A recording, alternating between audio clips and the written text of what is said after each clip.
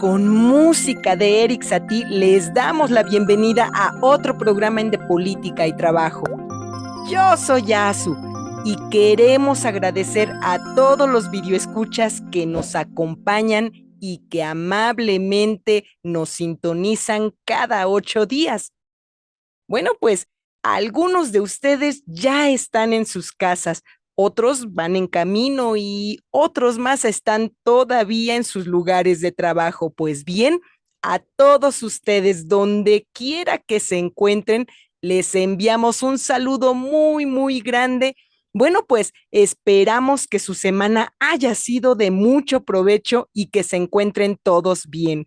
Bueno, también esperamos que nos acompañen a lo largo de esta hora, en donde estaremos tratando temas muy interesantes vinculados al acontecer político y social de nuestro país. Y bueno, algunos de ustedes me estarán preguntando, Asu, pero ¿qué fue eso tan hermoso que acabamos de escuchar? Esa melodía tan exquisita y conmovedora que acabamos de escuchar, pues les platico.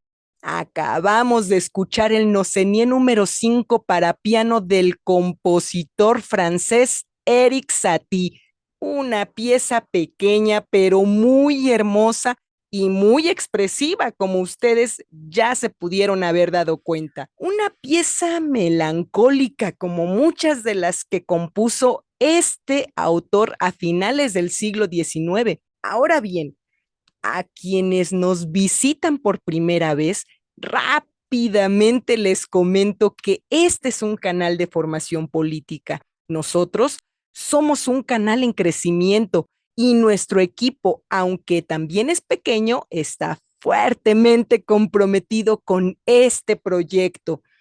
Nosotros somos ciudadanos de a pie que no pertenecemos a ningún partido ni a ninguna institución y que nuestro único objetivo es contribuir a la formación política de nuestra sociedad desde una perspectiva crítica y científica que tanta falta hace en nuestro país. Bueno, pues después de esta pequeña introducción y de agradecerles que estén aquí con nosotros, pasemos al tema del día de hoy. Pues bien, el miércoles de esta semana se conmemoró una fecha muy importante para nuestro país. Una fecha que, aunque es importante, desafortunadamente no atrajo los reflectores de la prensa. Vaya, ni siquiera de las autoridades federales o locales, nada de eso. Nos referimos a un aniversario más, específicamente el 167 de la promulgación de las primeras leyes de reforma a cargo de personajes como Benito Juárez, José María Lafragua y Miguel Lerdo de Tejada. ¿Por qué esta fecha resulta tan importante para nuestro país? Se estarán preguntando muchos de ustedes. Bueno, pues bien, es a partir de la promulgación de las leyes de reforma que nuestra nación adquiere una definición más acabada del tipo de Estado que somos hoy en día. Así es, un Estado laico, regido por la separación entre iglesia y Estado, un Estado liberal que respeta la libertad de creencias religiosas y la libertad de pensamiento, un Estado que se rige por instituciones civiles y por instituciones religiosas, un Estado que se conduce y que conduce la educación del pueblo apoyándose en las ciencias y no en la religión, etcétera. Ahora bien, tal y como la historiografía tradicional lo ha establecido, existe en nuestro país tres grandes momentos fundacionales de nuestra nación moderna. Sí, tres. ¿Cuáles son estas? Bueno, la primera pues es la independencia, la segunda la reforma y la tercera la revolución, que por cierto acabamos de hacer un programa de este periodo muy interesante y los invitamos a verlo, por supuesto, para quien no lo haya visto.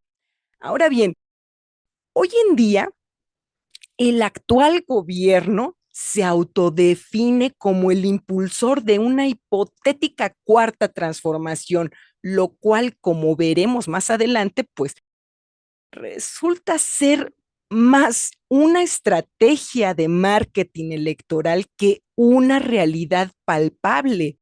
Pues bien, el 23 de noviembre de 1855 daría inicio, de la mano del entonces ministro de Justicia, ¿sí? Benito Juárez, la promulgación de una serie de leyes en materia jurídica, política, económica y administrativa, cuyos alcances serían tan, pero tan profundo que trastocaría los cimientos del antiguo Estado-nación, pues construido fundamentalmente sobre las autoridades y la autoridad de la Iglesia Católica. Ahora bien, el 23 de noviembre de 1855, Benito Juárez promulgaría la que a partir de entonces sería conocida como la Ley Juárez, concerniente a la supresión de fueros para la Iglesia y el ejército, la eliminación de tribunales especiales y la creación del Tribunal de Justicia del Distrito Federal. Pues bien, la Ley de Juárez de 1855 suprimía el fuero de los militares y de los sacerdotes que les impedía ser llevados a un tribunal civil. En síntesis, y para acabar pronto, la denominada Ley de Juárez establecía que tanto los militares como los sacerdotes podían ser juzgados por cualquier tribunal del Estado en asuntos civiles. Por lo que toca a los asuntos penales, bueno, pues persistirían todavía los tribunales militares y eclesiásticos, ambos, los militares y los eclesiásticos. Ahora bien, la importancia de la ley de Juárez reside en que este abrió paso a la implementación de una serie de medidas jurídicas similares orientadas al debilitamiento progresivo del poder político de la Iglesia Católica y al fortalecimiento del Estado laico en nuestro país. Esta serie de medidas que reforzarían cada vez más la separación de la Iglesia y el Estado serían conocidas a la postre como las leyes de reforma. Ajá, las leyes de reforma. Este conjunto de leyes serían, pues, sería promulgado entre los años 1855 y 1863 durante los gobiernos de Juan Álvarez, Ignacio Comonfort y Benito Juárez. Fíjense nada más, la naturaleza de estas leyes trastocaría profundamente los intereses económicos y políticos tanto de la Iglesia Católica como de los grupos conservadores del país. No se iban a quedar con los brazos cruzados. La guerra conocida como Guerra de Reforma, que buscaría precisamente mantener los privilegios de estos sectores en particular. Bueno, pues a partir del triunfo de los sectores liberales encabezados, como ya habíamos dicho, por Benito Juárez en 1861, figúrense que el Estado mexicano se perfilaría cada vez más hasta la implementación de un gobierno liberal y republicano como actualmente lo conocemos, distanciándose cada vez más de la perniciosa influencia de la Iglesia Católica en la vida política del país. Esta tradición republicana y liberal se mantendría vigente por lo menos en la letra durante más de un siglo, hasta el año de 1992, cuando Carlos Salinas de Gortari pues devolvería a la iglesia algunos de los privilegios que ya no tenían. A partir de entonces y hasta nuestros días, los grupos religiosos y conservadores del país pues han recuperado gradualmente algunos de los privilegios suprimidos en su momento por Juárez, algunos, y vamos a detallar a lo largo de este programa cuáles son estos. Esta es pues la conmemoración que nos reúne en el programa del día de hoy, pero antes de continuar, acompáñenme a saludar a mi colega y amigo y también conductor de este programa, todo eso, el profesor y antropólogo y arquitecto Rubén Darío Arechiga. Vamos, acompáñenme. Hola, profe. ¿Cómo se encuentra el día de hoy, profe? ¿Qué nos platica? ¿Cómo ha estado? Pues pues pensando, repensando, viendo pues qué podemos hacer, tratando de mejorar lo que ya se ha hecho, que por cierto va bien, ¿no? O sea, hay un reconocimiento importante con respecto a lo que estemos haciendo, en principio de la gente cercana, ¿no? Porque no hemos podido enganchar a la otra gente que parece que ya son nuestros videoescuchas semanales. Pero bueno, eso aliviana, ¿no? Quiere decir que ahí la llevamos. Claro que sí, profe. Pues bueno, pues estamos innovando. Justamente el día de hoy a todos nuestros videoescuchas les comento, profe Rubén nos va a hablar de las noticias más importantes que se suscitaron en esta semana. Profe Rubén, platíquenos cuáles son esas noticias tan importantes de esta semana. Mira, no es tan puntual eso de los de esta semana en este caso, porque me encontré con algunas noticias que se han venido alargando de días anteriores y que siguen apareciendo como importantes. Eh, y- pero bueno, es el inicio, es algo así como el rito de paso, ¿no? El rito de origen más bien de esta sección de noticias, que también es para hacer menos aburrido el programa. No es porque en principio sea aburrido, sino para que tenga mucho más movimiento. Y en Para este, nutrirlo, profe. claro, y claro, es recuperando el proyecto incluso, fortaleciendo la idea original de ser una revista digital. Así es. Entonces, bueno, con este criterio, la selección de las noticias tienen que ver con noticias que tienen historia y que están todavía por ahí, que no han terminado, ¿no? O noticias que apuntan a que van a tener continuidad. Excepcionalmente noticias notables que tienen que ver con un solo hecho, un solo día y que después de eso ya no hay nada, ¿no? Entonces, después de esta pues, aclaración, sí me conviene pues iniciar esto, ¿no? Eh, y miren, apareció una noticia pues ya hace como 10 días que tiene que ver con el señor Larrea, el cerdo asqueroso ese que es el dueño de, creo que Palacio de Hierro y además de un montón de minas, ¿no? A propósito de que le dieron una concesión de agua, no prohibida. Yo pensaba que era prohibida, le rasqué y no está prohibido dar concesiones de agua, pero lo que sí es de que había una disposición gubernamental del gobierno federal de no dar más concesiones. Entonces, como si fuera prohibida, pues en un país presidencialista, pues no hay de otra, ¿no?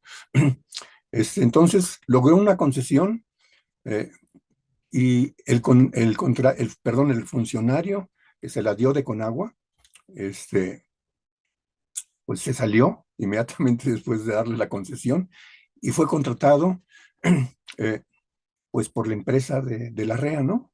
Es decir, hizo ahí su trance y salió corriendo, ¿no? Pero bueno, esto se conecta con otro elemento de este personaje. La REA fue contratado para construir una sección del Tren Maya. Otra pregunta que nos tenemos que hacer, ¿quién fregados le dio el contrato a la REA sabiendo quién es la REA?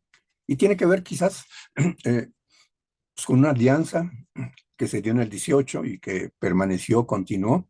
O puede ser que también algún funcionario como el que salió corriendo para ir a trabajar con la REA, este, pues no le avisó al presidente y hizo este contrato. Eso ya me parece que es gravísimo, ¿no? Fundamentalmente por quién fue el contratado. Eh, y luego, después de esta situación de su contratación, la REA le informó al gobierno federal que el tiempo convenido en el contrato no podía ser suficiente. Y cuando yo leí esta noticia me llamó la atención por una razón. Hay un boicot sistemático de la derecha política en este país y también de la derecha económica para que no se termine el aeropuerto. Se terminó a tiempo, en fin, ¿no? Y también hay una fecha muy puntual que tiene que ver con cuándo se iba a inaugurar el tren. Y entonces, si la REA de repente se zafa del compromiso, pues tiene que ver con el boicot que ya había desde antes, con un montón de amparos que han frenado incluso la construcción del Tren Maya, ¿no? Este, híjole, pues está feo, ¿no? Y ahí sí me parece que pues, habría que pedir que se aclare la responsabilidad gubernamental con respecto particularmente a este contrato, ¿no? Quien haya sido, ¿no? Pues ya sabemos que ahí anda la Secretaría del Trabajo, de aliada con él, pero no necesariamente como responsable de esto. Pues a lo mejor fue Fonatur o no sé, pero sí nos sobra conocer, ¿no? La responsabilidad eh, con respecto a esto, ¿no? Pero bueno, es una noticia que me parece que va a seguir apareciendo. Eh, porque pues no ha terminado, ¿no? Y el conflicto de la huelga de Cananea no está resuelta, por cierto, etcétera, ¿no? Eh, luego, el 12 de noviembre apareció una nota que me pareció interesante porque muestra lo que tiene que ver con el neoliberalismo, ¿no? Con liberalizar el comercio. Una nota que decía que en las maquiladoras el sueldo de los obreros es un tercio del que ganan los administradores, los que trabajan en la administración, ¿no? Este, hacen un recuento en los últimos 10 años con respecto a esto. Y ha crecido de manera impresionante eh, el salario de los administradores. Bueno, pues esto pone en evidencia que pues hay mucha producción, que no hay que reconocerles a los obreros que son los que producen la riqueza y de que en esto de la administración invierten mucho y seguramente para ahorrarse impuestos, porque los contadores no cantan mal las rancheras y son los mejores aliados para las corruptelas en relación a esto, ¿no? Luego, más que una noticia, me encontré el reconocimiento de los charros profesores de la UNAM, los que dirigen el sindicato de la UNAM, donde pues le echan porras al doctor Leonardo Lomelí Villegas porque está en el Consejo Nacional de no sé qué, etcétera. Eso no me importó a mí, ¿no? Eh, lo que me llamó la atención es de que al terminar el texto del reconocimiento, que es como una esquelita, el tamaño de una esquela, terminan diciendo el pluralismo ideológico, esencia de la universidad. A ver quién fregado les cree eso de que hay pluralidad en la universidad. Si lo que domina son los priistas neoliberales desde hace décadas, ¿no? Y bueno, no es un cuestionamiento a la universidad, porque pues esto que estoy cuestionando ahora sucede en todas las universidades públicas de ese país, ¿no? O sea, la derecha se apoderó de ellas. Pero también sucede incluso pues, en el poli, ¿no? Yo estudié un rato, ¿no? En la UAM, en la UACM, en las normales, etcétera, ¿no? Entonces, me parece que, eh, pues es un poco ahí para provocar ahí el pensar, etcétera, etcétera, lo que ahora hice. Y bueno, sí voy a tratar de acercarme mucho más a las fechas de la semana en las próximas intervenciones.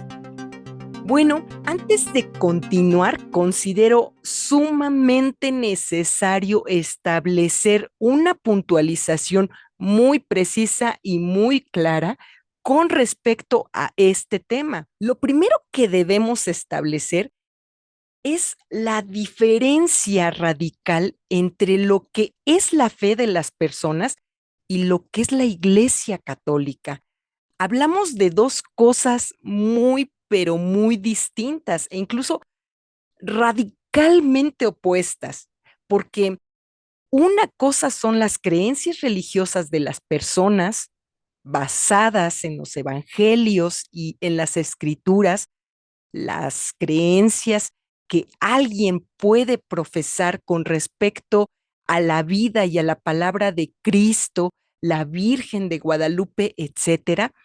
Y otra cosa muy, pero muy distinta son las organizaciones corporativas que lucran política y económicamente con la fe de las personas. Nos referimos desde luego, pues, a la iglesia. Las iglesias Son instituciones corporativas que se autodefinen como las poseedoras de la verdad teológica, de la correcta interpretación de las escrituras y de la moralidad religiosa que se deriva de estas, básicamente. La función histórica de la Iglesia, por lo menos en nuestro país, ha sido muy clara: mantener y ejercer el control de un dominio político y económico, y bueno, también moral, sobre la conciencia de las personas a fin de obtener beneficios propios. Ese es el objetivo. La Iglesia mexicana se ha aliado históricamente al poder en turno en beneficio de sus propios intereses políticos y económicos, y a la par también en contra de los intereses del pueblo de México. A la Iglesia Católica Mexicana le debemos el apoyo incondicional a los crímenes y dictaduras que ha padecido nuestro país, básicamente. Fíjense ustedes, haciendo un recuento de este proceso, de este apoyo incondicional por parte de la Iglesia, podemos ver que la Iglesia ha apoyado la explotación y el saqueo de nuestro país durante más de 300 años por parte de los conquistadores españoles. También está el apoyo de la Iglesia, pues, a la invasión francesa, española e inglesa, por supuesto. Otro ejemplo, está el apoyo de la Iglesia al primer imperio Iturbide, al segundo imperio de Maximiliano. También el apoyo de la Iglesia a la dictadura de Porfirio Díaz. También está el apoyo de la Iglesia a los 80 años de los gobiernos criminales y corruptos, pues, del régimen priista, a los 12 años de los gobiernos criminales del Partido Acción Nacional, etcétera. La Iglesia Católica siempre ha descalificado las luchas sociales de nuestro pueblo, las luchas de los campesinos, obreros y estudiantes. En serio, basta con que cualquiera de ustedes acuda a una hemeroteca y consulte los periódicos para saber qué es lo que declaraba la Iglesia con respecto a los estudiantes de 1968. ¿Qué es lo que declaraba la Iglesia con respecto a los campesinos de Atenco? ¿Qué declaraba la Iglesia con respecto a las minorías sexuales en nuestro país, etcétera? En resumen, y para acabar pronto, la fe de las personas resulta ser profundamente respetable, en verdad, profundamente respetable. La Iglesia Católica, por otra parte, siempre se ha manifestado como enemiga histórica del pueblo mexicano. Pues bien, este escenario que acabo de mencionar con respecto a la participación política de la Iglesia Católica en la vida nacional se encontraba más acentuado en la época de Juárez, de verdad. Esto a mediados del siglo XIX era eh, más evidente como tal. Ahora, para estas fechas, la Iglesia Católica mantenía un férreo control sobre prácticamente todos los aspectos de la vida nacional. Fíjense, la economía, la educación, la vida civil, la administración pública, la salud, las publicaciones, el arte, etcétera. Pocos aspectos de la vida política y también de la vida privada escapaban a la regulación, censura y consentimiento eclesial de la Iglesia Católica.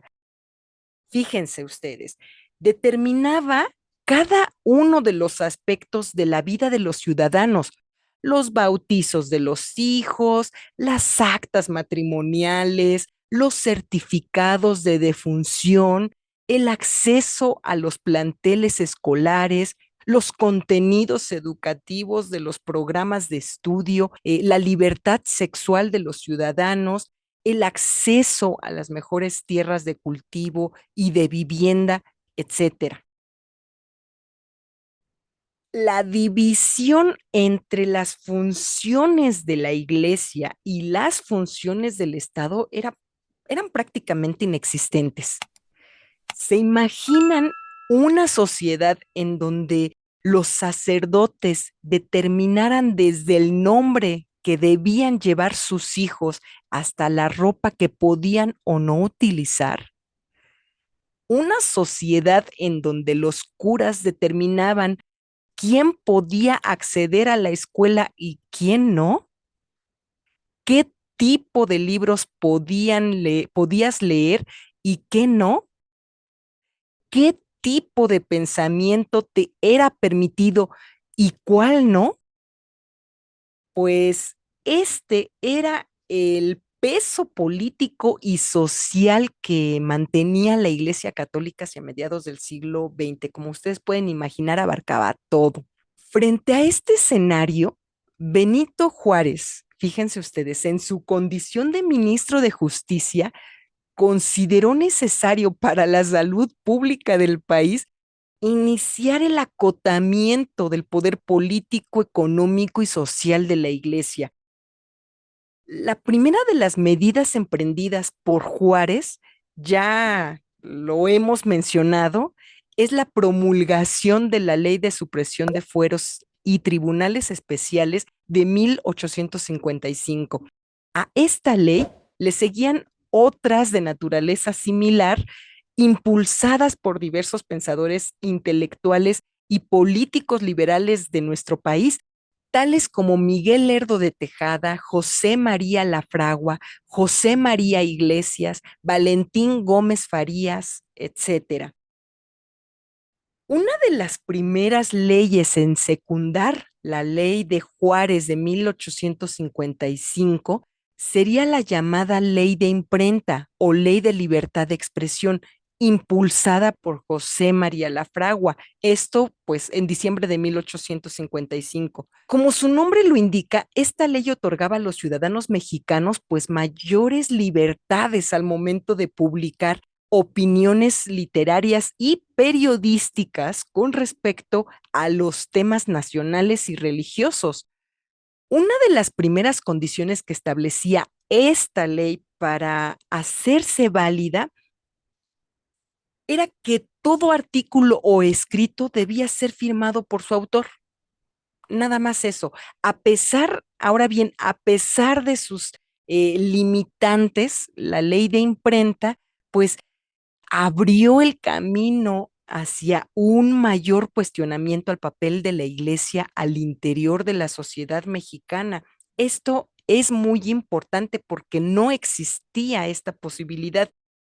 Ahora bien, otra de las denominadas leyes de reforma sería la impulsada por Miguel Lerdo de Tejada, quien como ministro de Hacienda de Ignacio Comonfort impulsaría la ley de desamortización de los bienes eclesiásticos en 1856, también conocida como Ley Lerdo.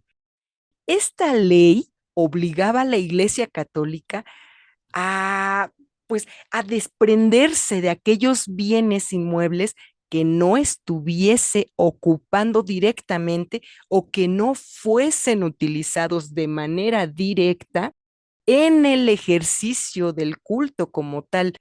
Dicha ley, pues, buscaba contrarrestar la enorme acumulación de propiedades en manos de la iglesia, al tiempo que perseguía, pues, de esta manera, pues también poner en circulación los bienes considerados de manos muertas.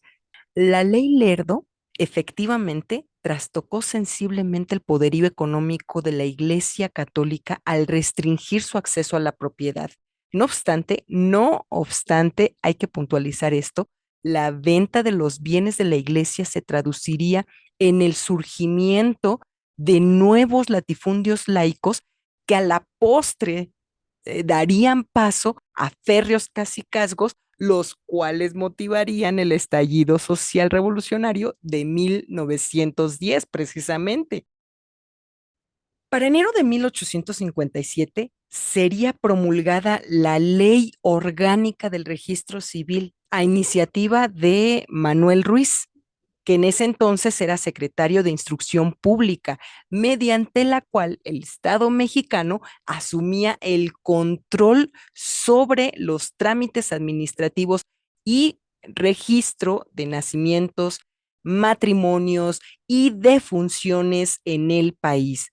La creación del registro civil, pues, despojaba a la Iglesia mexicana del monopolio y del control administrativo, pues, de la vida civil de la población, al tiempo también que suprimía pues, los ingresos económicos que dicha actividad representaba para las arcas eclesiales, por supuesto, ¿no? Unos días después de publicada la Ley Orgánica del Registro Civil, sería publicada la denominada Ley Iglesias, cuyo impulsor pues sería precisamente José María Iglesias, que en ese entonces era ministro de Justicia. La importancia de esta ley es muy grande, ya lo vamos a ver. Con ella, el Estado mexicano suprimía la coacción civil para el pago de servicios eclesiásticos. Dicho en otras palabras, la ley Iglesias regulaba el cobro de los servicios religiosos por parte de la Iglesia al tiempo que imponía fuertes sanciones a los miembros del clero que forzasen a los feligreses a pagar por los servicios religiosos. Por eso esta ley también es muy importante. Las leyes de reforma serían incorporadas posteriormente por Benito Juárez a la Constitución Liberal de 1857, estableciéndose así las bases para la conformación de un moderno Estado liberal burgués. En continuidad con el proyecto de nación, eso sí, iniciado con la Guerra de Independencia de 1910. La reacción de los grupos conservadores y de la Iglesia Católica, pues ante la pérdida de sus privilegios políticos y económicos, no se haría esperar, por supuesto. Para finales de 1857 iniciaría una sublevación militar encabezada por los sectores conservadores del país y por la propia Iglesia, por supuesto, dando origen así a una cruenta guerra civil entre las fuerzas liberales y los grupos conservadores, la denominada Guerra de Reforma. Este conflicto vería su fin hacia 1861 con la victoria de las fuerzas liberales encabezadas por el presidente Juárez y pues por la derrota de la Iglesia y los propios grupos conservadores de esa época. La influencia política y económica de estos grupos, no obstante, se mantendría con menor fuerza a lo largo de todo el porfiriato y prácticamente durante todo el siglo XX con el régimen priista, por supuesto.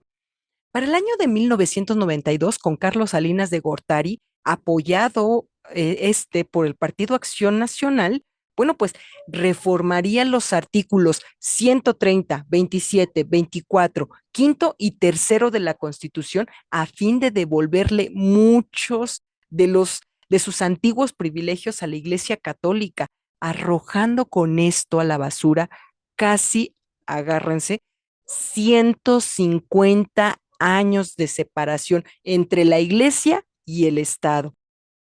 Ahora bien, a partir de esta fecha, distintas iglesias de nuestro país, pues, han ido fortaleciéndose gradualmente al punto de llegar a conformar auténticas agrupaciones políticas con representantes formales incluso al interior de las cámaras. Fíjense nada más el nivel. El actual gobierno, encabezado por Andrés Manuel López Obrador, a pesar de ostentarse como liberal y republicano, ha fortalecido la incorporación de las iglesias evangélicas a la vida política del país, contraviniendo la histórica separación entre la iglesia y el Estado, ni más ni menos. Bueno, pues después de esta breve exposición histórica de las leyes de reforma, ¿Qué nos puede decir usted, profe, al respecto de este tema? Díganos, ¿cuál es la importancia de las leyes de reforma para nuestro país? ¿Acaso tienen vigencia actualmente? Profe Rubén, ¿verdaderamente se ha consolidado el Estado mexicano como un Estado laico? ¿Qué pendientes quedan para nuestro país con respecto a la separación Estado-Iglesia? Profe Rubén, ¿qué nos platica acerca de este tema? Hago referencia primero a es un europeo. Sí, ¿A un europeo? sí, así me caen gordos. Pero bueno, sí, una cosa que dijo más Weber, ¿no? Pues más o menos, ni siquiera es literal, ¿no? Eh, planteó que el protestantismo era la religión que mejor le correspondía al capitalismo. O sea, la lógica moral, ética del protestantismo entonces apuntaba según esto en este sentido. Claro, por la influencia fundamentalmente en Inglaterra y en algunos otros países, quizás hasta en Estados Unidos, ¿no?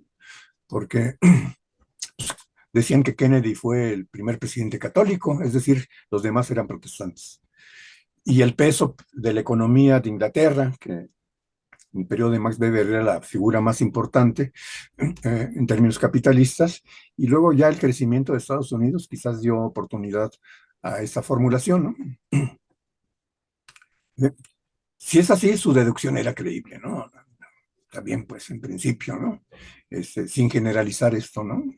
Eh, pero no debemos de dejar de reconocer que ya para ese momento se hablaba de que las ciencias sociales tenían que ver con las ciencias blandas, es decir, que era una interpretación de ese fenómeno, por lo tanto, no hay que tomarlo pues, tan en serio, ¿no? Porque creo que no se podía generalizar esa reflexión, y mucho menos cuando pues, por todos lados existían múltiples religiosidades, pero a la vez el capitalismo estaba en todos esos lugares, ¿no? Sí, y bueno, este personaje se llama Max Weber, que es famosísimo en las escuelas de ciencias sociales, ¿no? Eh, pero eso podría dar a entender de que el capitalismo iba a hacer un esfuerzo eh, aquí y allá en todas partes para instaurar el protestantismo, ¿no? Y eso es muy complicado. Además, la tarea del capitalismo es acumular capital, entonces ya meros iban a preocupar por eso, ¿no? Este planteamiento no puede generalizarse, no así, grandotote, un no grandotote, ¿no? Eh, porque, pues, finalmente, la historia del capitalismo no es uniforme, tiene variaciones importantes de acuerdo a la historicidad de cada una de las naciones, y esto conlleva precisamente expresiones religiosas diversas, ¿no? En Europa mismo, por cierto, ¿no? Pero bueno, mucho más en Asia, mucho más en, en lo que ahora llamamos América, etcétera, etcétera, ¿no? Eh, y aquí hay un elemento que me parece que también es interesante de considerar. Eh, tiene que ver que eso no niega que también les conviene que haya una grande aceptación social a las diversas religiones, ¿no? Eh, porque ellas, en la perspectiva de la creencia, que es lo que le interesa a los capitalistas, que la gente crea y que la gente no piense, pues pueden acomodar hasta y orientar las religiosidades diversas en la perspectiva de que no sean un impedimento pues para el desarrollo del capitalismo, ¿no? Eh, preciso algunas situaciones que ejemplifican precisamente esto que estoy planteando, ¿no? China, un país con una gran fortaleza capitalista, no hay duda, ¿no? Reconocido actualmente como la fábrica del mundo, porque a ellos no les interesa tanto lo de los servicios, les interesa fabricar, fabricar y fabricar. Y reconozco que no tengo información suficiente sobre las religiosidades en China. Seguramente hay expresiones que tienen que ver con lo católico y los protestantes, y esto tiene que ver con Europa fundamentalmente. Pero apuesto, y conste que nunca me gusta apostar, eh, que los más de la población de China no son de esas religiosidades. Sí. Son de otras, ¿no? Y es posible incluso que una religiosidad que eh, haya aparecido por ahí, eh, por lo que era antes y no lo que es ahora, ahora es una potencia capitalista, que el malentendido del planteamiento de que la religión es el opio del pueblo, y que seguramente el Partido Comunista todavía más o menos por ahí le puede atorar, pues se haya convertido en otra religión, ¿no? ¿Sí? En una creencia. No en una construcción sólida con respecto a esto, que por cierto, a propósito del planteamiento de Marx, lo utilizan fuera de contexto, ¿sí? O sea, lo dice en un momento particular, pero no metiendo en el mismo costal históricamente a todas las religiones o alguna en particular, ¿no? Este, y bueno, pues entonces ahora puede ser el marxismo o puede ser el pensamiento Mao Zedong, que es algo muy pesado en China desde siempre, lo que aparezca como una nueva religión, ¿no? Eh, y bueno, entonces planteando así el problema con respecto a esto, este ejemplo, pues figúrense ustedes que más o menos 1.500 millones de chinos no son del credo europeo, católicos y protestantes, ¿no? Pero bueno, eh, las religiosidades en general, eh, sin duda, están llenas de conservadurismo, porque el principio es creer, no conocer, ¿no? Eh, Falta mucho para que la humanidad, colectivamente la humanidad, eh, guarde distancia con respecto a las creencias. No es nada fácil, ¿no? Incluso para eso podemos pasar centurias quizás, ¿no? Pero por la vía de mientras, las creencias no afectan el caminar capitalista, ¿no? Eh, y luego, eh, en ese sentido, particularmente el catolicismo, con dificultades ahora con ser la figura mayoritaria de las religiosidades en el mundo, eh, resulta que es una creencia que en la vida cotidiana no obliga a cumplir con los 10 mandamientos, que son los planteamientos principales que tienen que ver con el cristianismo, incluyendo católicos y protestantes. Ya que si no los cumples, pues no hay bronca, ¿eh? No hay problema. ¿Sí? Te confiesas primero, te arrepientes después y la libras, ¿sí? Y entonces ya no te vas al infierno, ¿no? Claro, después de estos dos elementos, ¿sí? Te confiesas, te arrepientes, eh, eh, luego te perdonan tus pecados, y entonces ya no te vas al infierno. Pero hay algo más que es interesante, me parece, de considerarlo, y que tiene que ver con que el Papa Francisco, este nuevo Papa, por ahí declaró que el infierno no existe. Y bueno, claro que esto influía en la creencia de los católicos, principalmente, ¿no? De que, híjole, si me porto mal, y no alcanzo a confesarme, etcétera, etcétera, me voy a ir al infierno, ¿no? Entonces, bueno, ya se les quitó este espanto a muchos de los católicos, ¿no? De que no me voy a ir al infierno, porque pues no hay lugar a donde irse, no hay castigo, pues finalmente. Entonces, entre que la libran, primero porque eh, eh, pueden confesarse, arrepentirse, y ahora no hay un lugar de castigo, ¿no? Entonces, pues, la lógica, yo creo que la mayoría de los católicos tiene que ver con que, pues, qué necesidad de ser estrictos en cumplir los 10 mandamientos, pues, ¿para qué, no? Como que por ahí no va la cosa, ¿no?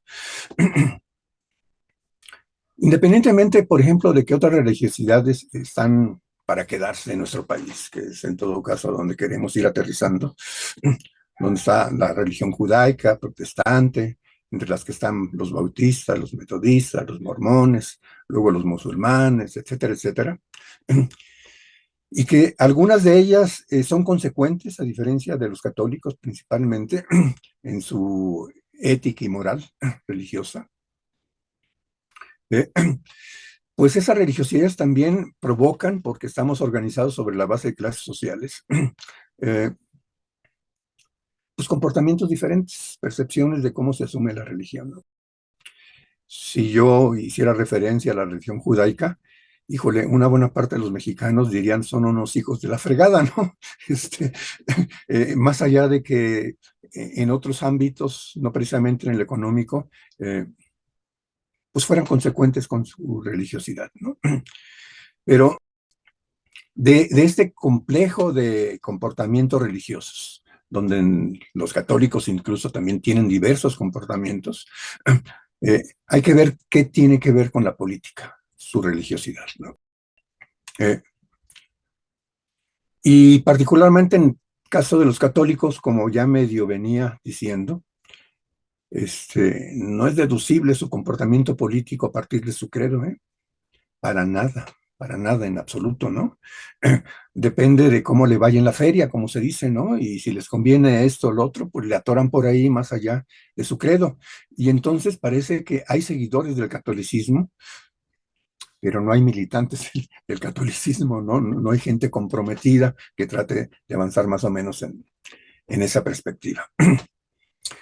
Y bueno, entonces aquí, sin duda, también habría que considerar qué tanto el catolicismo en este país, qué tanto históricamente se ha comprometido con la política o es sujeto principal o importante en todo caso, o menor incluso también en la política. Bueno, pues si nos referimos al periodo colonial, híjole, pues qué barbaridad, ¿no?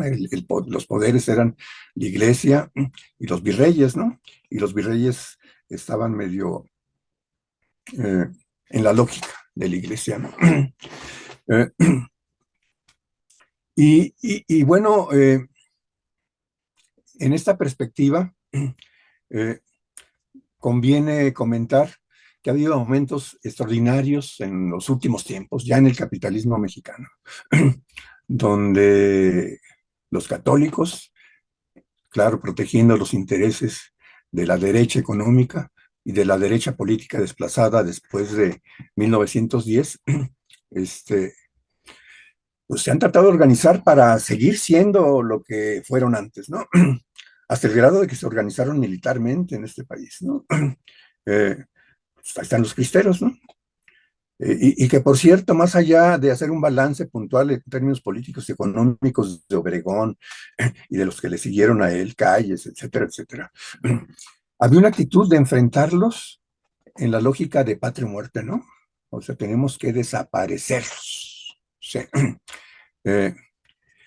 Pero bueno, luego llegó una situación cuando Lázaro Cárdenas toma el poder, donde se dio cuenta del peso que tenía el catolicismo y buscó la negociación con ellos, pacificar el país sobre la base de ya no entrarle a patria o muerte, ¿no? En esa perspectiva, me parece que pues, siguen existiendo, pues, los católicos que quieren influir en la política. El Partido Acción Nacional, sin duda, es un partido católico, pero lo fundamental de ellos, cuando menos públicamente, tiene que ver con otros planteamientos en su programa, etcétera, etcétera, ¿no? Es decir, no quieren que los confundan con los cristeros, ¿sí?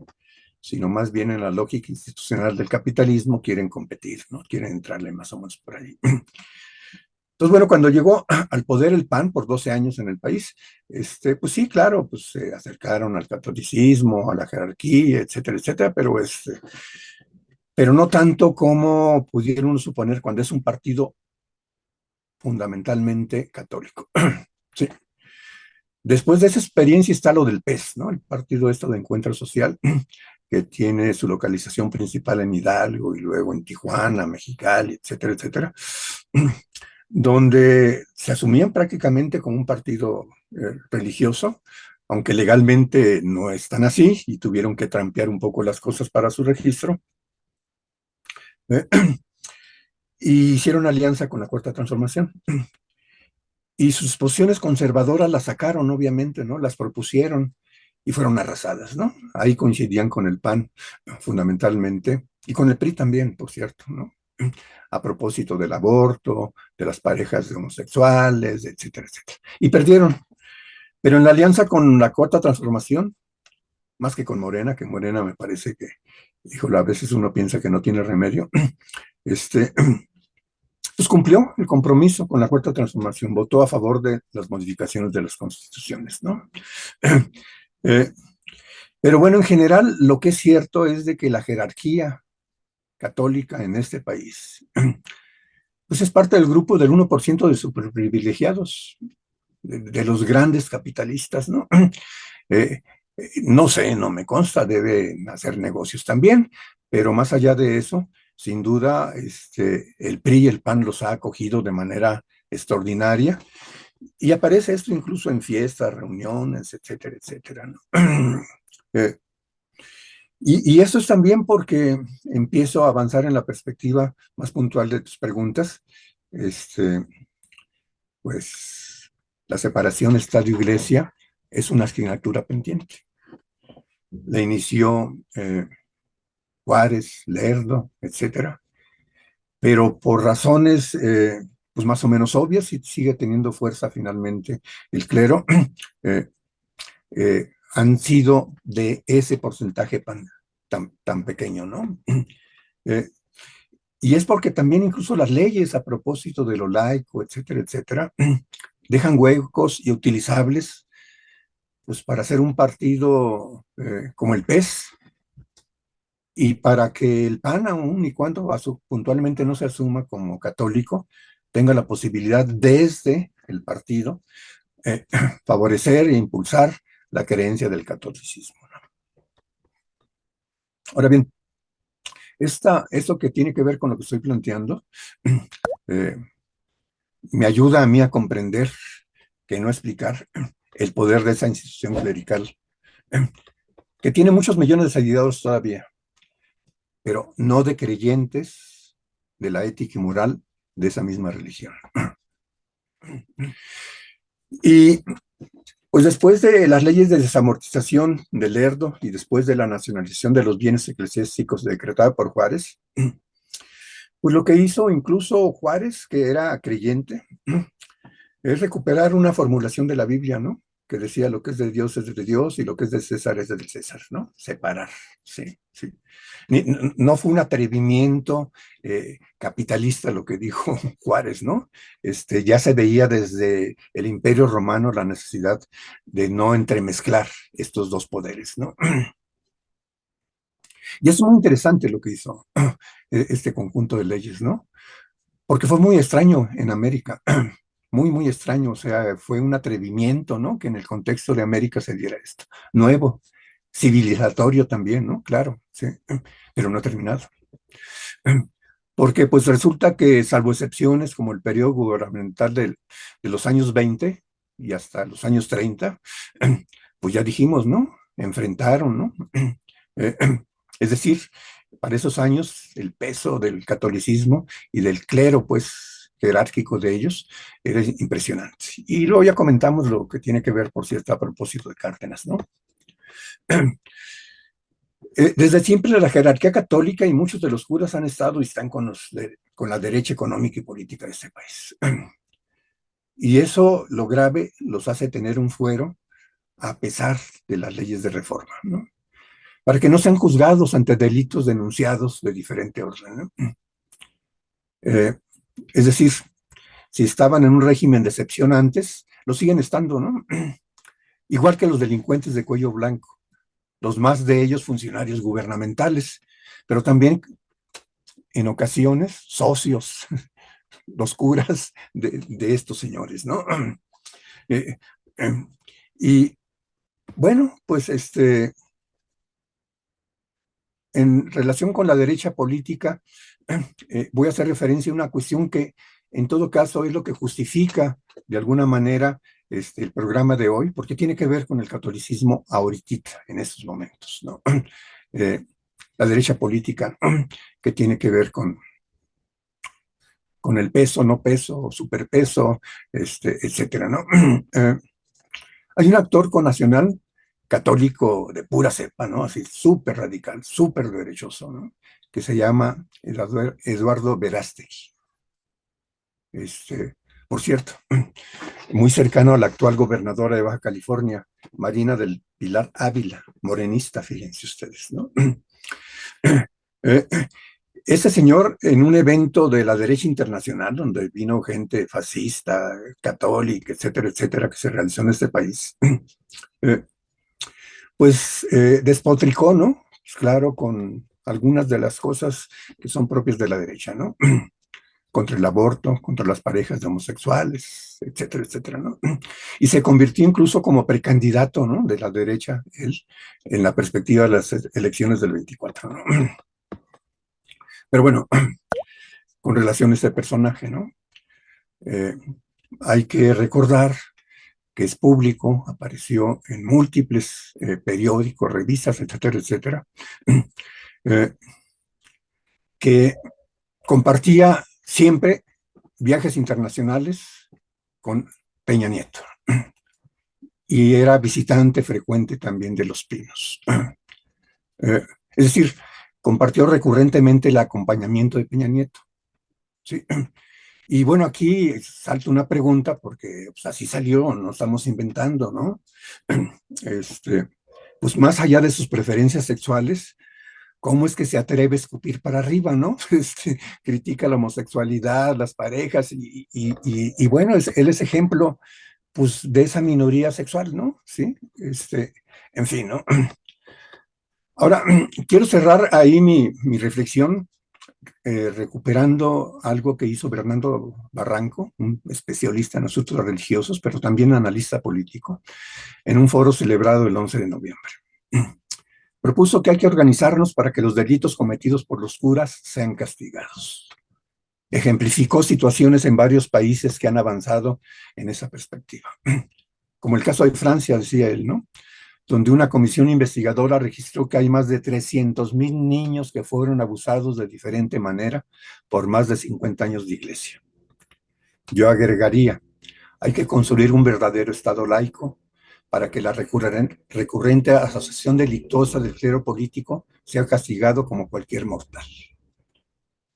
Pero, no, pero aún hay más, perdón, que decir de ese foro. Jesús Romero Colín, víctima del ex sacerdote Carlos López Valdés de abuso sexual, acusó que la autoridad religiosa guarda silencio ante su propuesta de reparación y disculpa pública. Finalmente hizo mención a que a nivel de lo que saben, la jerarquía política, católica, por lo menos hay más de 10 sacerdotes, obispos e incluso el cardenal Novento Rivera, que se enteraron de que él había sido violado por ese depredador y no hicieron nada. Siguen al cargo, muchos de ellos en alguna parroquia.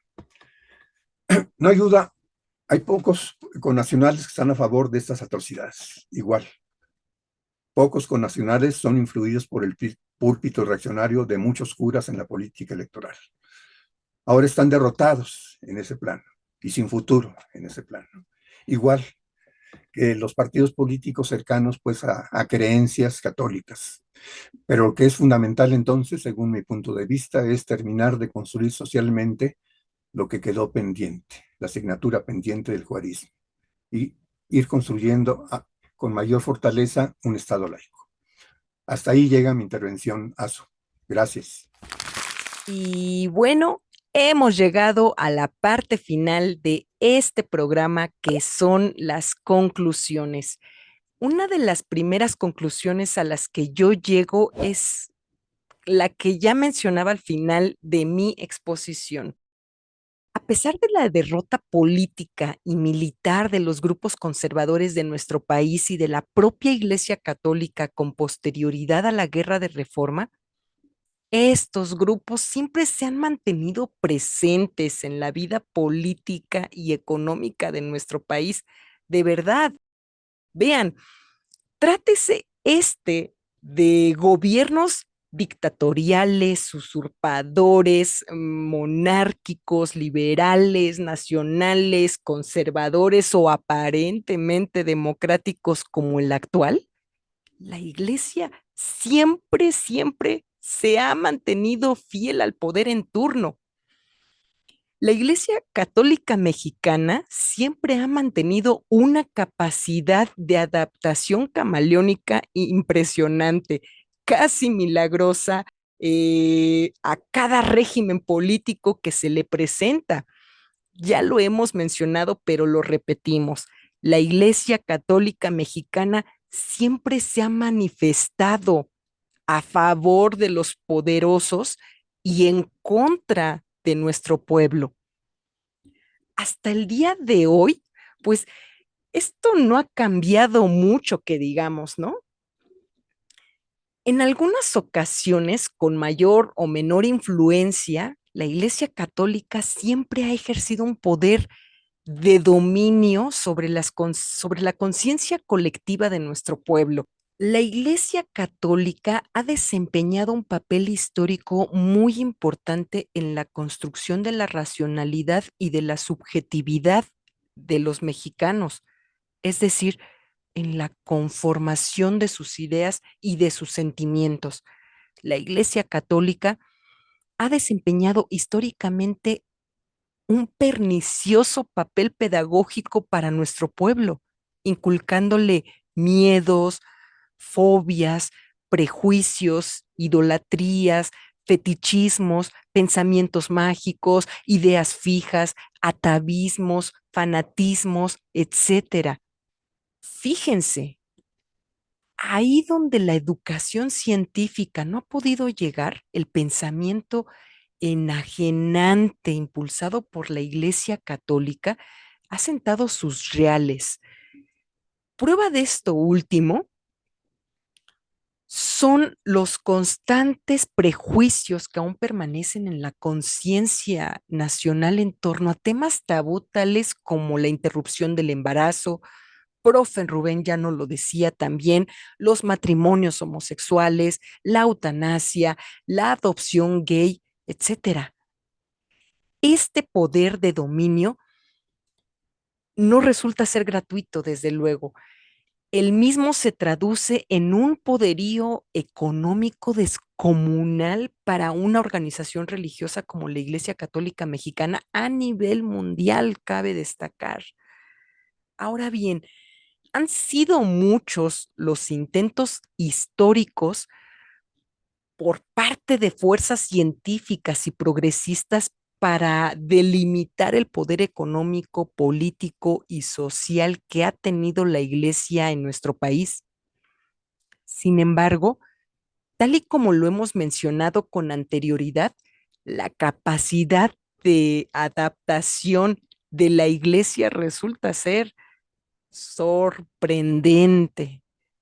Probablemente uno de los mayores logros que consiguió el sistema de poder priista a lo largo de casi todo el siglo XX fue el haber mantenido a raya la Iglesia Católica durante varias décadas. Eso sí, esta situación cambiaría no obstante durante el sexenio de Carlos Salinas, quien en plena consonancia con los intereses vaticanos y con sus intereses políticos transeccionales, otorgaría un renovado reconocimiento jurídico a la Iglesia Católica, ni más ni menos. Con las reformas constitucionales de 1992, Salinas otorgaría un fortalecimiento mayúsculo a las corporaciones religiosas de nuestro país en general, pero con mayor énfasis a la Iglesia Católica. A partir de esta fecha, la influencia de los grupos conservadores de nuestro país se ha ido incrementando gradualmente. En este sentido, no es casual la llegada al poder del Partido Acción Nacional a partir del año 2000. Tal y como sucedió a lo largo de todo el siglo XIX, el fortalecimiento de grupos conservadores en México, pues acompañó necesariamente un debilitamiento de las instituciones democráticas de nuestro país, ni más ni menos. Este fortalecimiento de los grupos conservadores de nuestro país, apuntalados por las distintas corporaciones religiosas, ha constituido una auténtica rémora a los avances democráticos, laicos y científicos de nuestro Estado Nacional, un una auténtica rémora. Ahora bien, el propio gobierno actual, encabezado por Andrés Manuel López Obrador, llegó al poder gracias al apoyo expreso de muchas iglesias evangélicas agrupadas en el llamado Partido Encuentro Social, ustedes lo recordarán. Los compromisos adquiridos por el actual gobierno con estos grupos conservadores han impedido a esta administración el impulso de una política de Estado clara con respecto a temas tales como la interrupción del embarazo o la eutanasia. El presidente del país ha optado por no hablar de estos temas, trasladando asuntos de interés público al ámbito de la discusión privada y personal. Esto es grave. Tal y como lo hiciese Vicente Fox en su momento, Andrés Manuel ha hecho una ostentación pública de símbolos religiosos desde su función como jefe de Estado.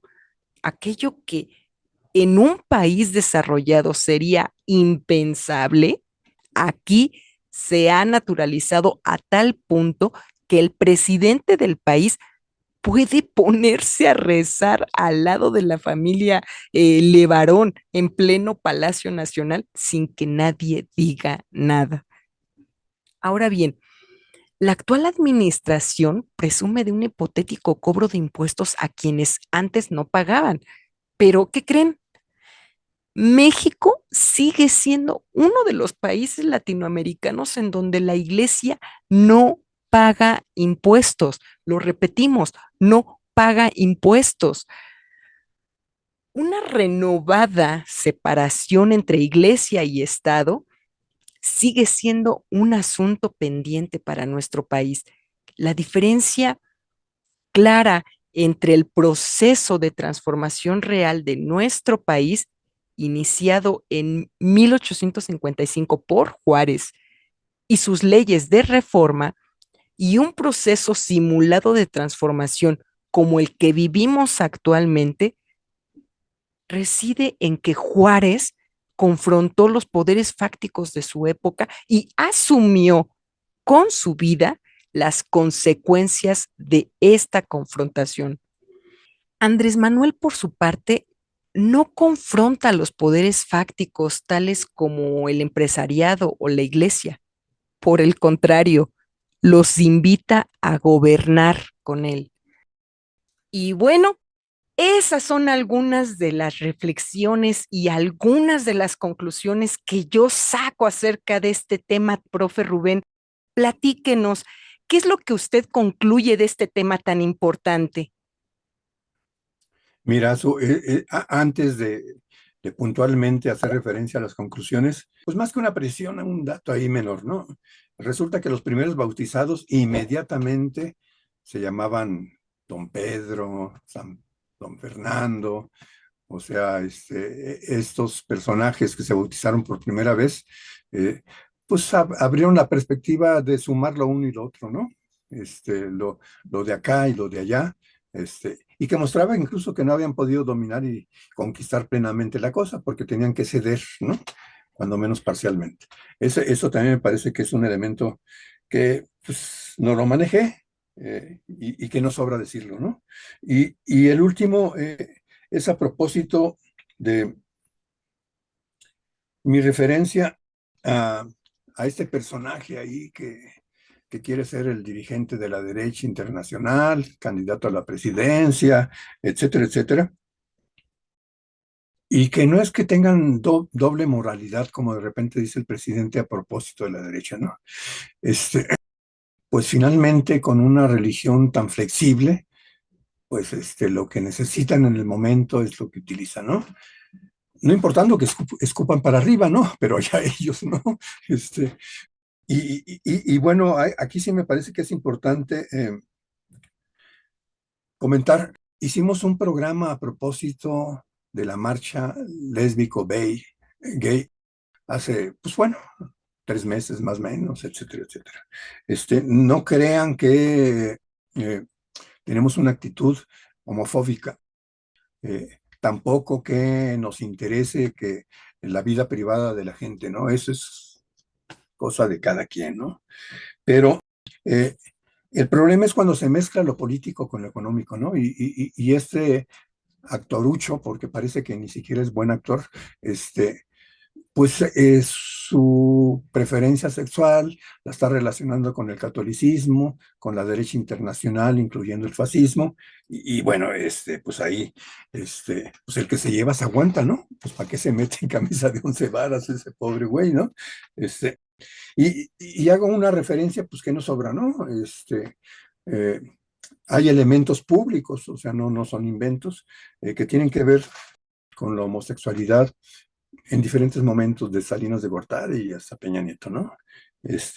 Y por ahí, bueno, se sabe, hay un libro incluso de por medio, que tiene que ver con Agustín Humberto Estrada Negrete, uno de los novios de Peña Peña Nieto, Nieto, sí, de Peña Nieto, ¿no? Sí. así es. Entonces, bueno, lo único que estamos haciendo es mostrar la mezcla espantosa que hay entre poder político, poder económico, catolicismo, etcétera, etcétera. No sé si haya coincidencias plenas entre Peña Nieto y este señor con respecto a su catolicismo, pero había otras cosas que los unían y eso es cosa de ellos, ¿no? Sí. Ahora, ya en términos de las conclusiones, eh, son una aproximación, ¿eh? O sea, son algunas ideas que discutibles y que habría que impulsar precisamente una discusión en Morena y en todos los que estamos más o menos en la lógica de construir un Estado laico, eh, eh, pues para que sea parte del proyecto del 24 en adelante, donde no hay duda va a ganar Morena, pero requiere de un programa que aglutine los intereses históricos no resueltos y los intereses presentes y del futuro, ¿no? Entonces, bueno, mis conclusiones son muy generales, son incluso relativamente cortas, no es necesario argumentarlas demasiado. Y la primera, ¿no? Prohibir que las organizaciones clericales puedan estar al frente de instituciones educativas. Sí. Es decir, prohibir la educación religiosa. Y conste que hay pues Libero, por ejemplo, híjole, de repente está más a la izquierda que el Poli, que la UNAM, ¿no? Pero las organizaciones clericales no pueden construir finalmente una institución que tiene que ver con la educación, porque aunque sea un negocio de la educación, fundamentalmente, pues debe comprometerse a hacer respetar lo que está en la ley, ¿no? Luego, quitar el fuero que impide sean castigados los delincuentes clericales, ¿no? Que son diferente orden, ¿no? Por cierto, pues no sobra decir, la homosexualidad es más o menos grande en el caso del clero. Y bueno, pues eso se lo prohibieron quién sabe qué papa, ¿no? Pero la Biblia no dice nada de eso, ¿no? Y entonces esto los lleva incluso a experiencias sexuales como las que tienen, y entonces los delitos que tienen que ver con ellos son grandísimos, ¿no? No solamente con niños, niños, ¿eh? O sea, porque las violaciones son fundamentalmente con niños hombres, ¿sí? Tienen que ver con homosexualidad. Eh, Sino, pues, también con que pues debería incluso prohibir la Constitución el reglamento católico que tiene que ver con el impedimento de que tengan relaciones sexuales. Porque más allá de la pederastia, también hay otro mecanismo para eh, que aparezca su sexualidad. La confesión con mujeres pecadoras. Sí. El castigo es el acostón, ¿no? Y bueno, pues está cabrón, ¿no? Sí. Eh, Luego, y algo que tiene que ver con esto de la educación, más bien con los negocios de la educación del clero, es cobrar el IVA al servicio de los negocios de la educación, no solamente para ellos, sino para toda la educación que tiene que ver con el negocio. Aquí, ahí hay una pérdida gigantesca de dineros, ¿sí? Es la única excepción incluso que hay, son los que no pagan impuestos, y los hasta se les deducen los gastos que tienen que ver con las mensualidades, y que todo este dinero sea canalizado en la educación rural, ¿no? Así es. ¿Sí? Que tiene una experiencia gigantesca en este país, por encima de América Latina, y que incluso hasta nuestros amigos cubanos la copiaron cuando recién la revolución, ¿no? Y bueno, algo que creo que ya está, pero que no se cumple, ¿no? Exigir en el sentido estricto, prohibir el uso del púlpito para hacer política. Ni para bien ni para mal, para Claro. nada. Sí, no puede ser eso, ¿no? Eh, y algo que me dio en el planteamiento anterior hice es prohibir que reglamentos religiosos impidan los derechos humanos en su expresión más alta, ¿no? Todo lo que tenga que ver con derechos humanos no pueden ser cuestionados en los reglamentos de las religiosidades existentes. No solo la católica, porque, bueno, estamos haciendo referencia a ellos porque es la que, en términos sociales, tiene muchos seguidores, insisto, seguidores, no creyentes, porque sus seguidores diario se burlan de lo que dicen, ¿no? Entonces, bueno, básicamente esto es lo que quería terminar diciendo. Gracias al público que todavía nos sigue, eh, parece que vamos creciendo. Los resultados últimos es de que les gustó mucho, mucho el último programa. Pues ya estamos cerrando nuestro programa, profe. Justamente, ¿usted quiere comentar algo antes de cerrar nuestro programa del día de hoy? ¿Quiere hacer algún otro comentario o ya nos despedimos de nuestros videoescuchas? ¿Qué dice, profe? Rapidísimo, pues a ver qué pasa mañana en la manifestación, ¿eh? Yo creo que, híjole, pues van a quedar en ridículo otra vez la derecha electoral, la derecha económica y personajes como este actorcillo, ¿no? Pero eso no es suficiente, ¿eh? Se requiere una organización más sólida, no solo para el triunfo electoral, sino para que haya continuidad y profundidad en un proyecto que no se va a acabar ni este sexenio ni el próximo, pero que apunta en una perspectiva progresista. Ahí les dejo. Pues resulta que el día de mañana está convocada una marcha para, en palabras de Andrés Manuel, celebrar sus 4 años de gobierno. Esta marcha va a empezar a las 9 de la mañana. Nosotros estaremos ahí puntualmente, vamos a recopilar información, ojalá nos dé oportunidad de hacer algunas entrevistas por allá y bueno, les vamos a traer esas novedades por acá al canal, así es que estén muy, muy al pendiente. Y con esto nos A ver, despedimos. te interrumpo Claro rápidamente. que sí, profe, adelante, Sí, mira, díganos. sí, yo creo que, bueno, hay que estar, está bien, pero también incluso, y eso ya no lo pudimos hacer, no tuvimos capacidad política para esto, pues de repente plantear con mantas las asignaturas pendientes que quisiéramos todavía en lo que resta del gobierno de López Obrador. Y si no se pueden, bueno, que sea parte del programa para el evento electoral del 24. Ahora sí, disculpa, te interrumpí. No hay ningún problema. Claro que sí, pues invitamos a nuestra audiencia, a aquellos que quieran asistir, pues como bien dice profe Rubén, pues también manifestar en este sentido las asignaturas que hacen falta en este gobierno. Y bueno, pues ya le contaremos nosotros, si no puede usted asistir, acá les vamos a estar contando y les vamos a traer algunas novedades. Así que estén al pendiente. Y bueno, ahora sí, sin más, nos despedimos. Usted ya sabe, con Satí, con esta hermosa pieza, por favor, disfrútenla y los invitamos a que se suscriban, a que le den manita arriba, por favor. Muchas gracias por habernos acompañado, profe Rubén, muchas gracias por estar con nosotros y nos vemos la próxima semana. Hasta la próxima.